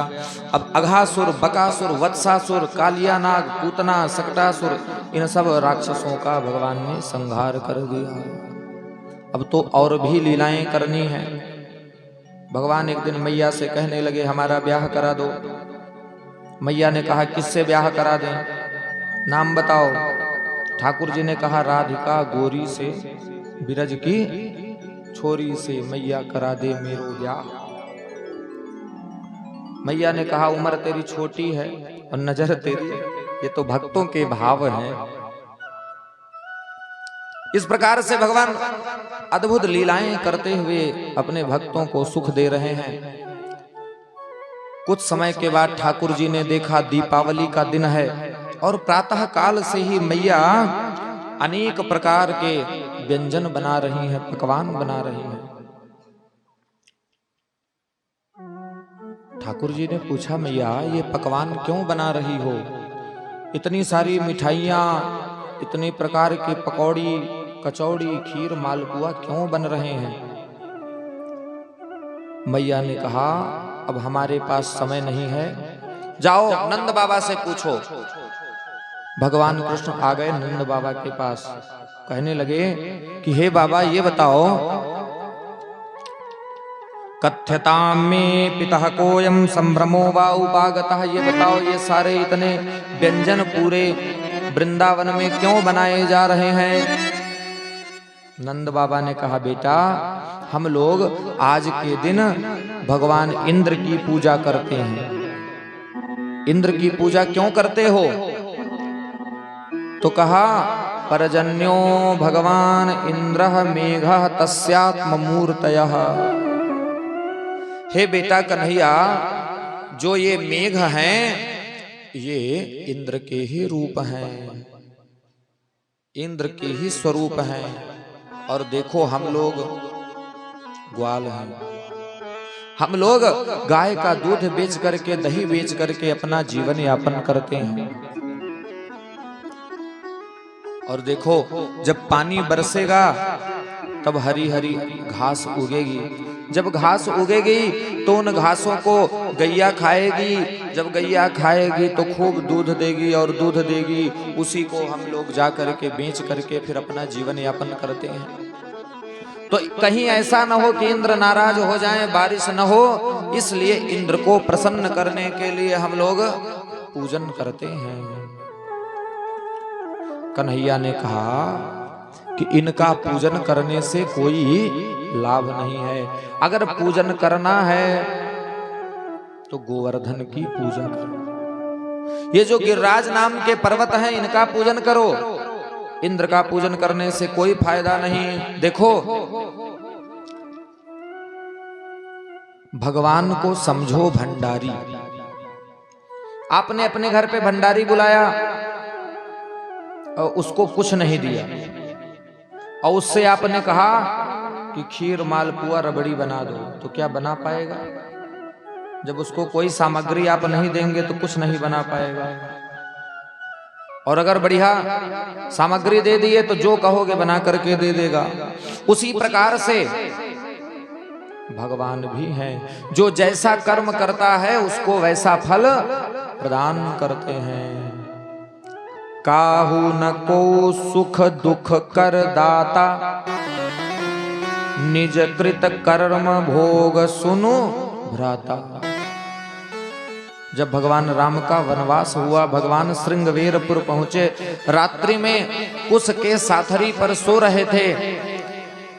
उस समय राम जी को कुश के बिछौने पर सोते हुए देख करके निषाद राज ने लक्ष्मण से कहा, देखो कैकेयी ने बहुत गलत किया। कैकेय नंदन मंद मति कठिन कुटिलपन कीन्ह, जेहि रघुनंदन जान के सुख अवसर दुख दीन। कितना दुखी है आज राम।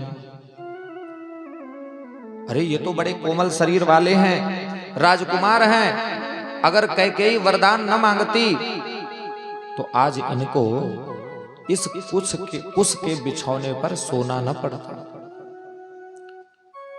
लक्ष्मण जी ने कहा, भैया आप कैकेयी को कुछ मत कहो। अरे कैकेयी ने ही तो ये सब काम किया और कैकेयी को कुछ न कहूं?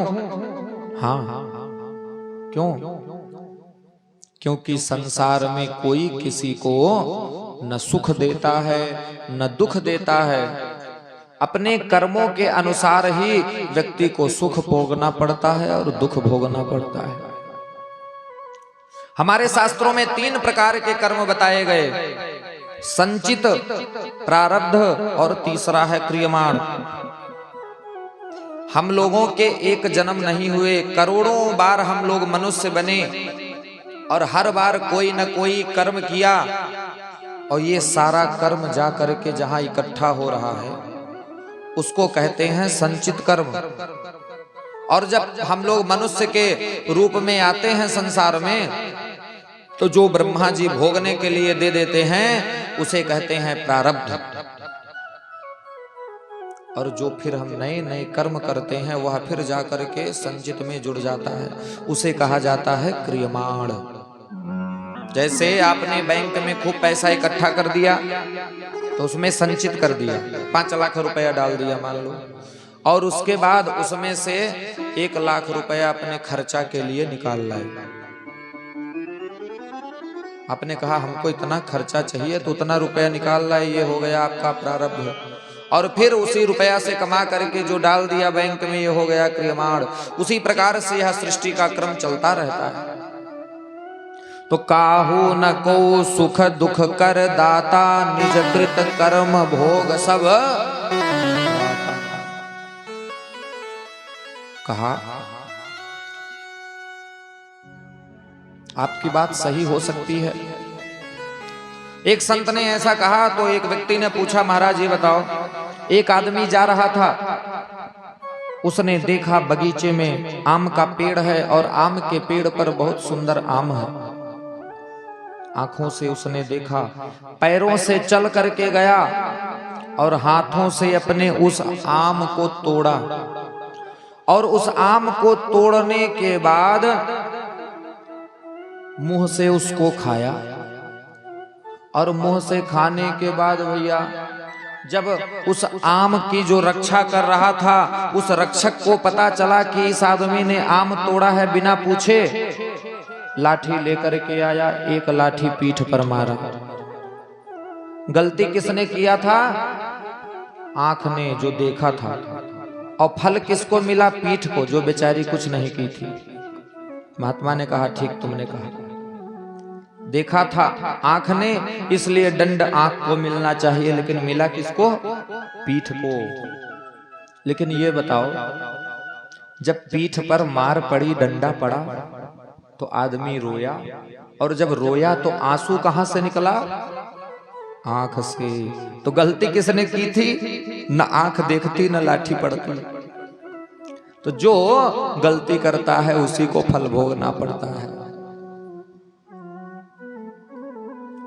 गहना कर्मणों गति, कर्म की गति कैसी है कोई जान भी नहीं सकता।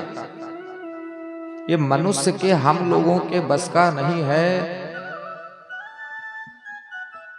कहा हानि लाभ जीवन मरण, जस अपजस विधि हाथ। आपने व्यापार किया, सोचा हमको लाभ मिल जाएगा, लेकिन प्रारब्ध में हानि लिखी थी तो हानि हो गई। बहुत लोग अयोध्या में जाते हैं, सोचते हैं कि मेरा जन्म भले ही कहीं हुआ है, लेकिन अयोध्या में मेरी मौत हो जाए। कमरा बनवाते हैं, पैसा खर्चा करते हैं, रहते हैं, और जब मरने का समय आता है तो घर वाले उठा ले आते हैं कि मरना गांव में है। तो इसलिए हानि लाभ, जीवन कहाँ, जन्म कहाँ लोगे और मृत्यु कहाँ होगी, ये सब हम तय नहीं कर सकते। किस काम से आपको यश मिलेगा, किस कर्म से आपको अपयश मिलेगा, ये भी आप नहीं जान सकते। करने जा रहे हो अच्छा काम, लेकिन फल उल्टा मिल गया, अपयश के पात्र हो गए। तो ये भैया संसार है, कर्म की गति बड़ी कठिन है। तो इसलिए पिताजी, कर्मणा जायते जंतु कर्मणैव विलीयते, सुखम दुखम भयम क्षेमम कर्मणैवाभिपद्यते। मनुष्य को कर्म के अनुसार ही सुख दुख हानि लाभ सब मिलता है। इसलिए इनको इंद्र की पूजा करना बंद करो। अब तो हम लोग मिलकर के गोवर्धन भगवान की पूजन करेंगे। नंद बाबा ने पूरे ब्रजवासियों को कह दिया कि आज से इंद्र की पूजा बंद, और सभी लोग गोवर्धन भगवान का पूजन करेंगे। अब सभी लोगों ने जितने जितने पकवान बनाए थे, सारे पकवान बैलगाड़ी पर रखा, और उसके बाद बैलगाड़ी पर बैठ करके चल पड़े गोवर्धन की ओर। आइए हम लोग भी गोवर्धन की ओर चले। गोवर्धन धाम चलो प्यारे, गोवर्धन गोवर्धन धाम चलो प्यारे गोवर्धन। हाँ हाँ गोवर्धन धाम चलो प्यारे, गोवर्धन गोवर्धन धाम चलो प्यारे गोवर्धन। ओ गोवर्धन धाम चलो प्यारे, गोवर्धन गोवर्धन धाम चलो प्यारे गोवर्धन। हाँ गोवर्धन धाम चलो प्यारे, गोवर्धन गोवर्धन धाम चलो प्यारे गोवर्धन। गिरिराज महाराज विराजे, गिरिराज महाराज विराज। हर लता पता बन उपवन साजे, लता पता बन उपवन साजे। ऊंचे शिखर बड़े भारे, गोवर्धन ऊंचे शिखर बड़े भारे, गोवर्धन। ओ गोवर्धन धाम चलो प्यारे, गोवर्धन गोवर्धन धाम चलो प्यारे गोवर्धन। बोले गिरिराज महाराज की।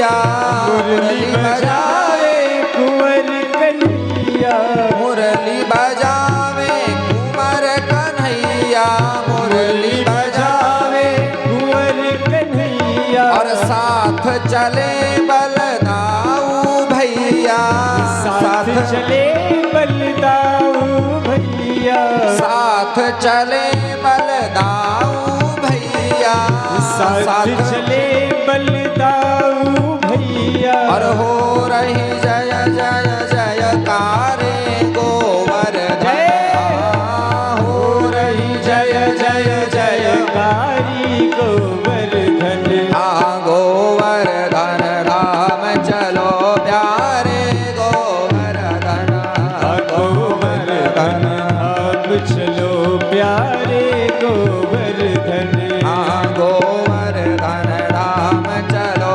प्यारे गोवर्धन, गोवर्धन धाम चलो प्यारे गोवर्धन।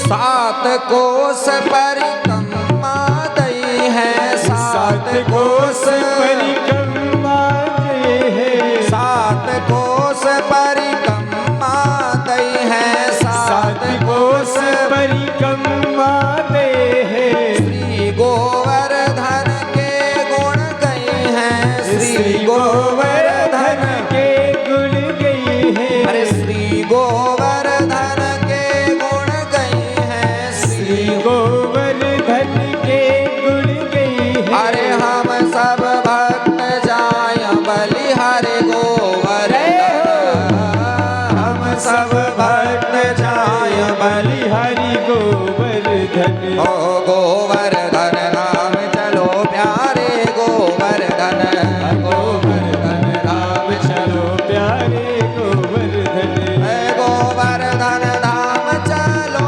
प्यारे गोवर्धन, हाँ गोवर्धन धाम चलो प्यारे गोवर्धन, ओह गोवर्धन धाम चलो प्यारे गोवर्धन, गोवर्धन धाम चलो प्यारे गोवर्धन, हाँ गोवर्धन धाम चलो प्यारे गोवर्धन, गोवर्धन धाम चलो प्यारे गोवर्धन। बोले गिरिराज महाराज की जय, भक्तवत्सल भगवान की जय, श्रीमद् भागवत महापुराण की जय। आखिर में ये गिरिराज महाराज कौन है, इसकी कथा आती है।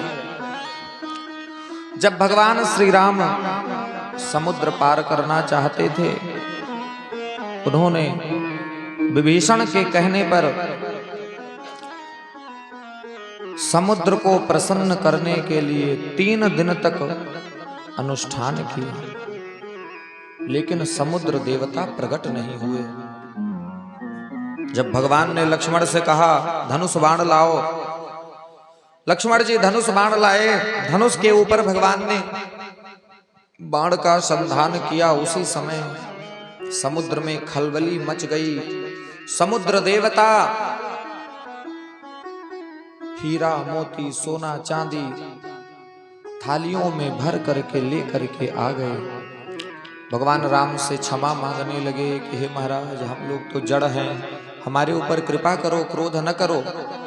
भगवान ने कहा मैं तो 3 दिन से आपकी प्रतीक्षा कर रहा था, लेकिन आप जब नहीं माने तब तो हमको धनुष पर बाण चढ़ाना पड़ा। धनुष ने, समुद्र ने कहा महाराज, नल नील नाम के बानर हैं, आप पत्थरों को मंगवाओ और वो सेतु बंधन जब करेंगे तो पत्थर वो डूबेगा नहीं।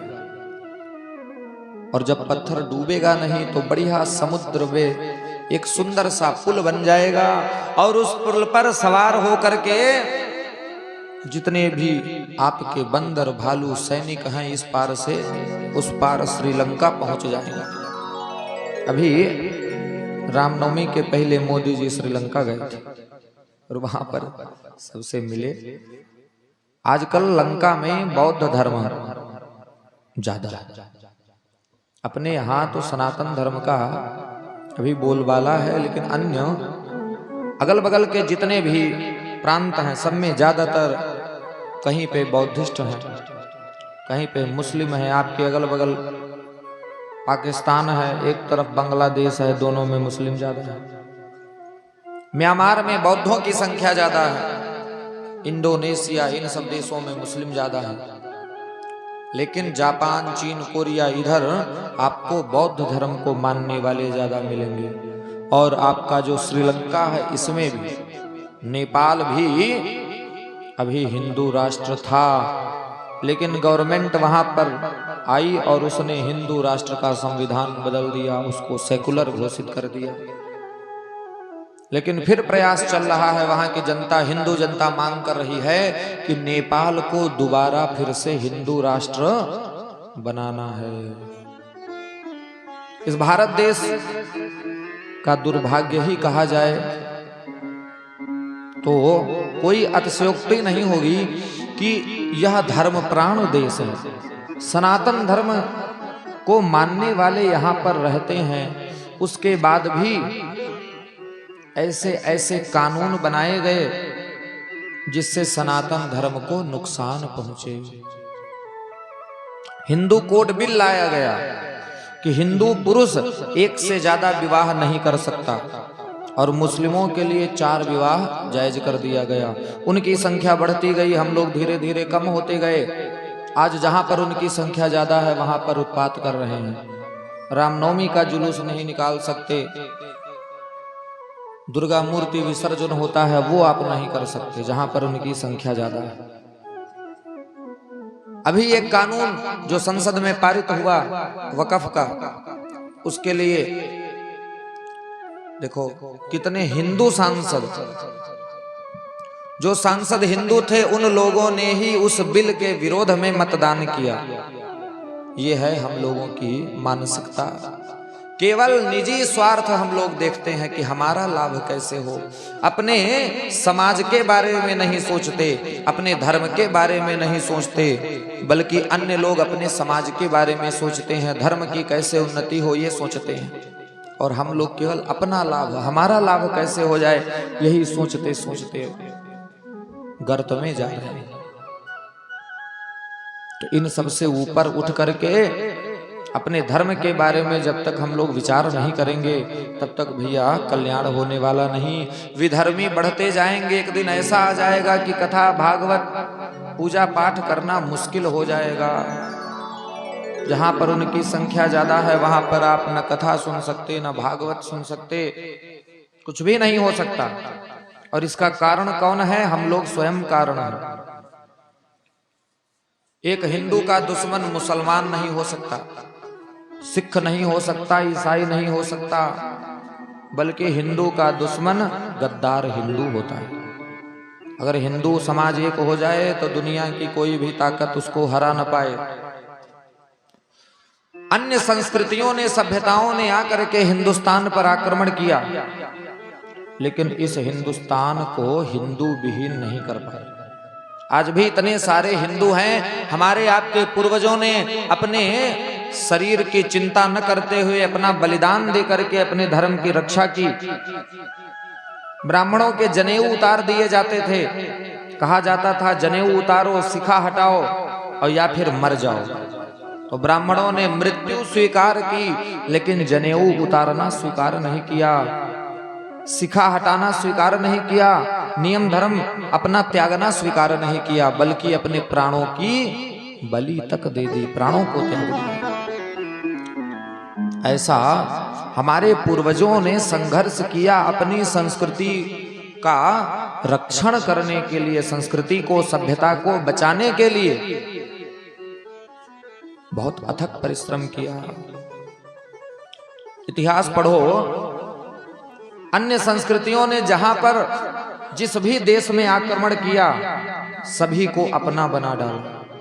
पाकिस्तान पर आक्रमण करके मुगलों ने पाकिस्तान को बना दिया मुस्लिम राष्ट्र, बांग्लादेश को मुस्लिम राष्ट्र बनाया, लेकिन भारत देश को नहीं बना पाए मुस्लिम राष्ट्र। लेकिन आज प्रयास हो रहा है, बहुत संभल कर चलने की जरूरत है। कथा भागवत के साथ में, अपने घर के काम के साथ में समाज के बारे में भी विचार करना चाहिए। समाज के बारे में भी हमको आपको सोचना चाहिए, हमारा समाज कहाँ जा रहा है। आपने जिनको वोट दिया वही आपका विरोध कर रहे हैं, आपके विरोध में लोकसभा में, राज्यसभा में बटन दबा देते हैं, वोट दे देते हैं। अयोध्या में, अयोध्या का जो सांसद है अवधेश प्रसाद, उसने ही वक्फ के विरोध में बटन दबाया, अपना वोट दिया। लेकिन अब वो तो सांसद है भाई, जीत गया था, तो एक वोट से, वैसे बिल तो पास हो गया। ऐसा बिल था, वक्फ के पास इतनी शक्तियां थी कि आपके घर पे अगर वक्फ बोर्ड वाले आ जाएं, कह दें हमारा घर है, तो आप उसको नकार नहीं सकते। आपको उन्हीं के पास जाना होता था ये बात सिद्ध करने के लिए कि ये हमारा घर है। डीएम के पास भी ताकत नहीं थी, सिविल कोर्ट के पास भी ताकत नहीं थी, सीधे हाई कोर्ट में केस जाता था। इतना पावरफुल गवर्नमेंट ने, पिछली सरकारों ने बना दिया। वो तो कहो ये बढ़िया सरकार आ गई जो ऐसे कानून धीरे धीरे सब निरस्त किए जा रहे हैं। न जाने कितने मंदिरों पर जबरदस्ती कब्जा किया बोर्ड ने, न जाने कितने पवित्र स्थानों पर कब्जा किया। यही विचार करो, जहां पे काशी विश्वनाथ का मंदिर है उसके बगल में मस्जिद बनाने की क्या आवश्यकता थी? जहां पे राम जी की जन्मभूमि है वहां पर मस्जिद बनाने की क्या आवश्यकता थी? जहां पर कृष्ण की जन्मभूमि है वहां मस्जिद बनाने की क्या आवश्यकता थी? लेकिन बनाया गया। क्यों? क्योंकि जो हिंदुओं की संतानें होंगी सोचेंगे कि हमारे पूर्वजों तुमने क्या किया, अपने धर्म स्थलों को नहीं बचा सके। इनको अपने पूर्वजों के ऊपर गर्व नहीं होगा बल्कि अपमान की भावना आएगी, इसलिए ऐसा किया गया। तो भैया अपने धर्म को, अपने संस्कृति को बचाने का जो भी प्रयास आप लोगों के द्वारा किया जा सकता हो सभी लोग करेंगे, ऐसी कामना है। तो गोवर्धन महाराज कौन है ये चर्चा चल रही थी। जब पहुंच गए समुद्र देवता राम जी के पास, कहा नल नील को बिठा दो, आप यही पुल निर्माण कर देंगे। पत्थर मंगाया जाने लगा। हनुमान जी महाराज पहुंच गए द्रोण पर्वत के पास। द्रोण से कहा चलो। कहे कहां चले? चलो राम जी समुद्र बनवा रहे हैं, आपको भी उसमें लगना है। द्रोण ने कहा क्या मेरा नाम होगा? हनुमान जी ने कहा तुम्हारे जैसे बहुत पर्वत वहां पर है, नाम तो नहीं हो पाएगा। द्रोण ने कहा मैं नहीं जाऊंगा। हनुमान जी महाराज निराश होकर के वापस आने लगे। और द्रोण का ही पुत्र है गोवर्धन। गोवर्धन ने पूछा हनुमान जी कहाँ जा रहे हो, क्यों व्याकुल हो, क्यों दुखी हो? विंध्य हनुमान जी महाराज ने कहा मैं तो आया था द्रोणगिरी से प्रार्थना करने की, आप चलो भगवान का सेतु बनने जा रहा है, सहयोग करो। लेकिन द्रोण ने इनकार कर दिया। गोवर्धन ने कहा हम आपके साथ चलेंगे, लेकिन एक बात हमसे, आपको मेरी एक बात माननी पड़ेगी। कौन सी बात? कि राम जी का दर्शन हमको कराना पड़ेगा। बिना राम जी का दर्शन किए मैं नहीं जाऊंगा। कहा ठीक है। अब भैया गोवर्धन महाराज को लेकर के चल पड़े हनुमान जी महाराज।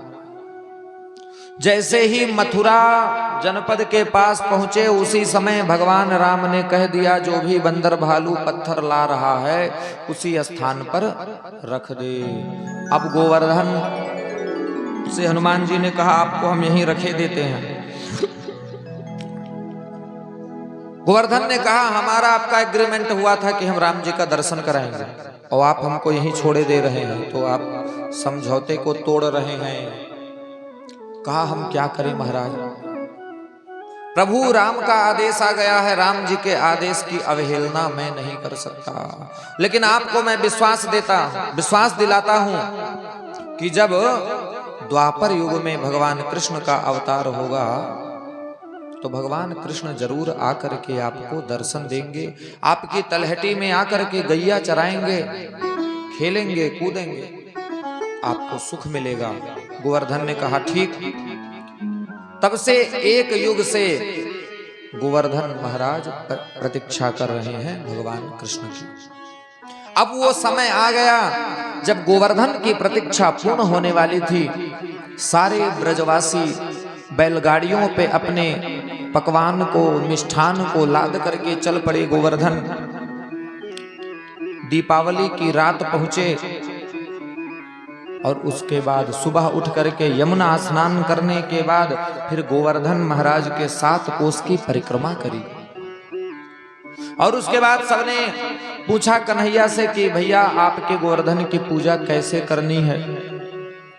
कन्हैया ने कहा सबसे पहले इनको स्नान कराओ। अब तो भैया गोवर्धन से यमुना जी दूर हैं, सब बाल्टियों में भर भर के जल लाने लगे। सुबह से दोपहर हो गई लेकिन 7 कोस का पहाड़ है गोवर्धन, उसकी पूंछ तक नहीं भीगी। ब्रजवासियों ने कहा हम सब थक गए हैं, सुबह से दोपहर हो गई है लेकिन एक भी हिस्सा आपके गोवर्धन का हम नहीं स्नान करा पाए, क्या किया जाए, क्या करें बोलो। अगर यहीं पर गंगा जी बगल में प्रकट हो जाती तो गंगा जल से हम लोग स्नान करा देते। भगवान ने कहा सभी लोग आंख बंद करो। सभी ब्रजवासियों ने आंख बंद किया। उसी समय भगवान ने गंगा जी का ध्यान किया और बगल में गोवर्धन महाराज के गंगा जी प्रकट हो गई। बोले मानसी गंगा जी की। और जैसे ही लोगों ने आंख खोला देखा सामने मानसी गंगा प्रकट है। अब तो मानसी गंगा को सबने जा करके प्रणाम किया और उसके बाद जल ला करके गोवर्धन पर्वत का स्नान कराए। जल से स्नान हो गया, अब तो दूध से स्नान कराओ, दही से स्नान कराओ, पंचामृत से स्नान कराओ। लोगों ने कहा कि भैया कन्हैया इतना दूध हम लोगों के पास नहीं है कि इस आपके 7 कोस के पर्वत को स्नान कराएं। इस पर्वत को हम स्नान करा सकें, क्या किया जाए। अगर कामधेनु गैया आ जाती तो स्नान हो जाता। उसी समय ठाकुर जी ने कामधेनु को बुलाया और कामधेनु मैया आकर के प्रकट हो गई और आकाश में खड़ी होकर के अपने दूध की वृष्टि करने लगी और पूरा गोवर्धन पर्वत जो था दूध से उसने स्नान कर लिया। इस प्रकार से गोवर्धन की पूजा की गई और उसके बाद कहा अब क्या करना है। तो कन्हैया ने कहा अब हमारे गोवर्धन महाराज को भोग लगाओ।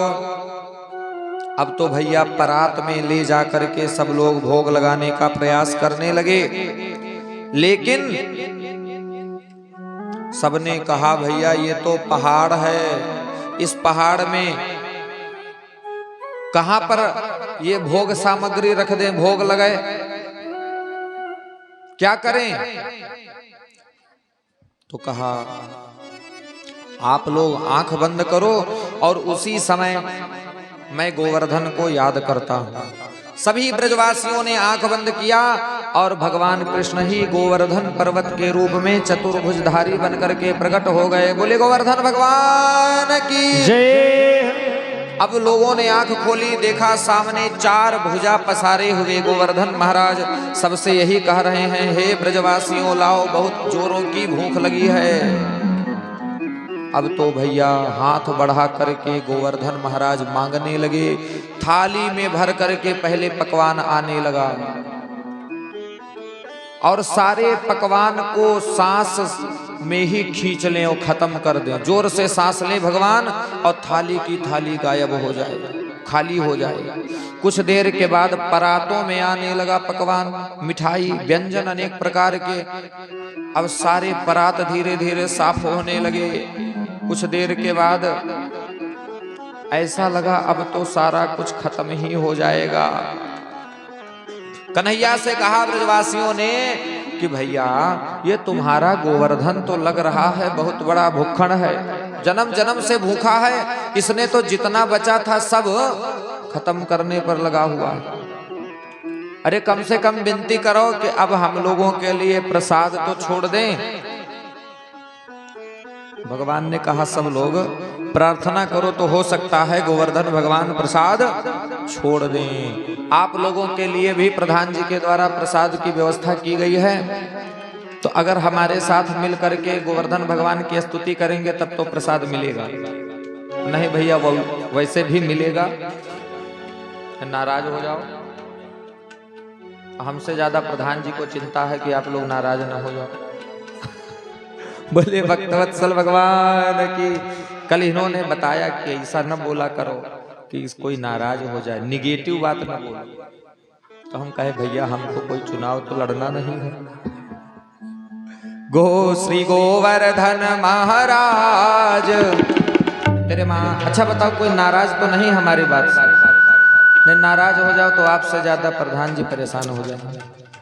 श्री गोवर्धन महाराज तेरे माथे मुकुट विराज रहो। श्री गोवर्धन महाराज तेरे माथे मुकुट विराज रहो। ओ तेरे कानन कुंडल सोह रहो, तेरे कानन कुंडल सोह रहो। और भृगुटी बनी विशाल तेरे माथे मुकुट विराज रहो। और भृगुटी बनी विशाल तेरे माथे मुकुट विराज रहो। ओ तो पे पान चढ़े तो पे फूल चढ़े, तो पे पान चढ़े तो पे फूल चढ़े। और चढ़े और चढ़े और चढ़े दूध की धार आधार तेरे माथे मुकुट विराज रहो। और चढ़े दूध की धार आधार तेरे माथे मुकुट विराज रहो। श्री गोवर्धन महाराज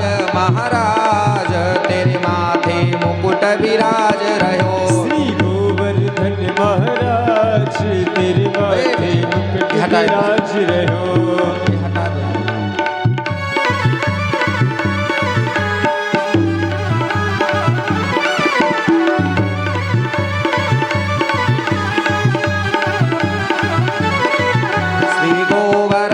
श्री गोवर्धन महाराज महाराज तेरे माथे मुकुट विराज रहो। श्री गोवर्धन महाराज महाराज तेरे माथे मुकुट विराज रहो। और तेरे माथे बेदारोरी को तेरे माथे बेदारोरी को तेरे माथे बेदारोरी को तेरे माथे बेदारोरी को।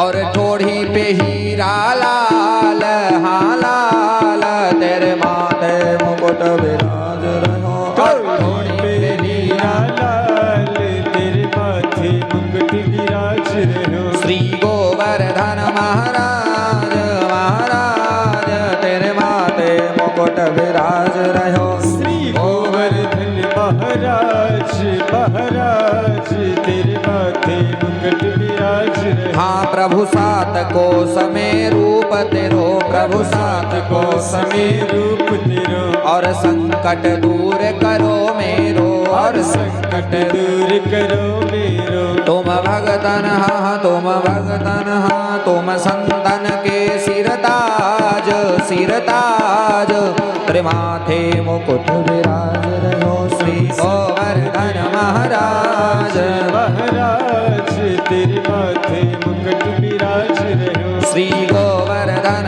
महाराज महाराज तेरे माथे मुकुट विराज रहो। श्री गोवर्धन महाराज तेरे माथे मुकुट विराज रहो।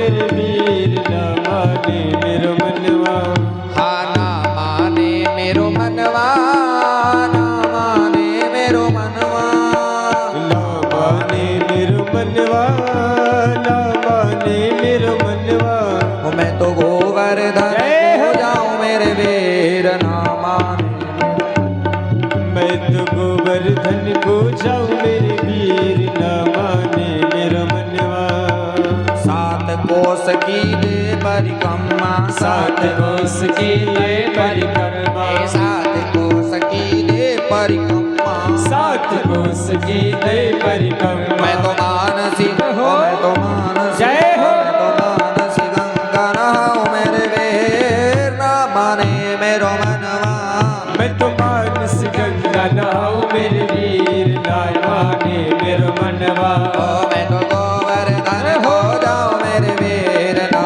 माने मेरो मनवा मैं तो गोवर्धन को जाऊं मेरे वीर ना माने मेरो मनवा ओ सात शेर की करूं कढ़ाई सात शेर की करूं कढ़ाई सात शेर की करूं कढ़ाई सात शेर की करूं कढ़ाई ओ मैं तो ब्राह्मण न्योत जीवाऊं मेरे वीर ना माने मेरो मनवा मैं तो ब्राह्मण न्योत जीवाऊं मेरे वीर ना माने मेरो मनवा श्री गिरिराज पे दूध चढ़ाऊं श्री गिरिराज पे दूध चढ़ाऊं हाँ दूध चढ़ाऊं दूध चढ़ाऊं दूध चढ़ाऊं दूध चढ़ाऊं हाँ श्री गिरिराज पे दूध चढ़ाऊं श्री गिरिराज पे दूध चढ़ाऊं ओ मैं तो जय हो मैं तो पेड़ा भोग लगाऊं मेरे वीर ना माने मेरो मनवा मैं तो पेड़ा भोग जाऊं मेरे वीर ना माने मेरो मनवा ओ ना माने मेरो मनवा ना माने मेरो मनवा मैं तो गोवर्धन को जाऊं मेरे वीर ना माने मेरो मनवा मैं तो गोवर्धन को जाऊं मेरे वीर ना माने मेरो मनवा बोलिए गिरिराज धरण की जय। गिरिराज महाराज की जय। श्रीमद् भागवत महापुराण की जय हो। आज की कथा यहीं पर विश्राम लेती है। आप सभी लोग अपने अपने स्थान पर खड़े हो जाएंगे। भगवान की दिव्य आरती यजमान जी उतारेंगे। हरि ओम इदालम हविः प्रजननम मे अस्तु दश वीरगुं सर्वगणगुं स्वस्तये आत्मशनि प्रजाशनि पशुशनि लोकशन्यभयशनि अग्निः प्रजां बहुलां मे करोत्पन्नं पयोरेतोऽस्मासु दत्त हे गिरधारी तेरी आरती गाऊं हे गिरधारी तेरी आरती गाऊं ओ हे बनवारी तेरी आरती गाऊं हे बनवारी तेरी आरती गाऊं हाँ आरती गाऊं तुमको मनाऊं आरती गाऊं तुमको मनाऊं हाँ तुमको मनाऊं हे बनवारी तेरी आरती गाऊं हे बनवारी तेरी आरती गाऊं हे बनवारी तेरी आरती गाऊं हे बनवारी तेरी आरती गाऊं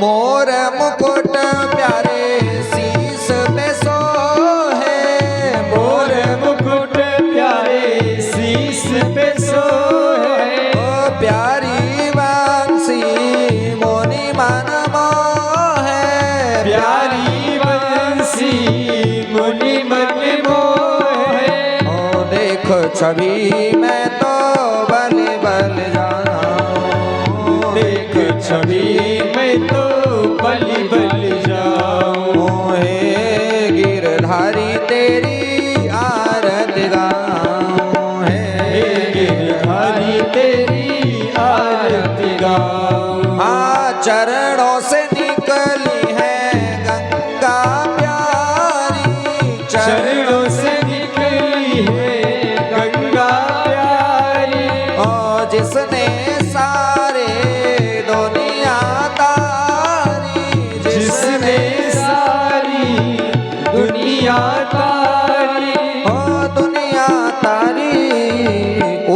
चरणों के मैं दर्शन पाऊं, उन चरणों के दर्शन पाऊं। श्याम सुंदर तेरी आरती गाऊं, श्याम सुंदर तेरी आरती गाऊं।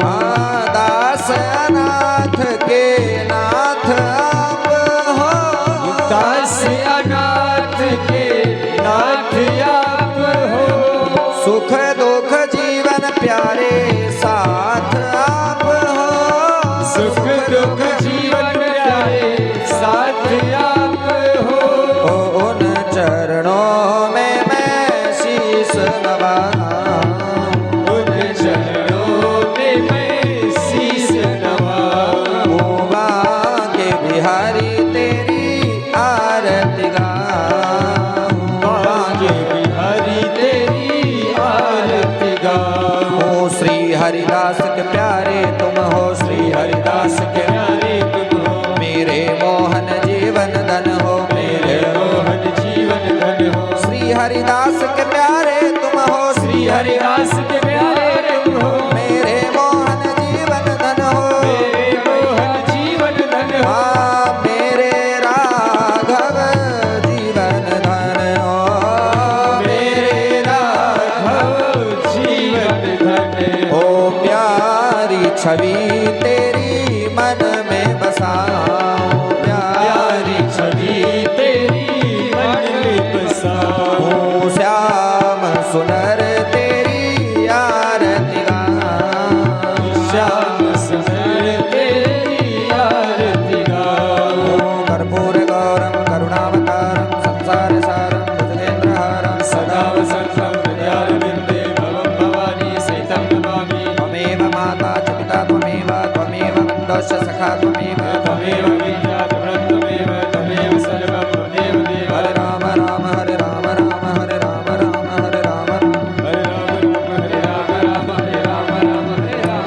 रज राम राम रज राम राम रज राम राम रज राम राम रज हरे राम राम राम राम हरे राम राम हरे राम राम। सिया राम राम सिया राम राम सिया राम राम सिया राम राम सिया राम राम सिया राम राम सिया राम राम सिया राम राम। सिया राम राम सिया राम राम सिया राम राम सिया राम राम राम राम राम राम राम राम हरि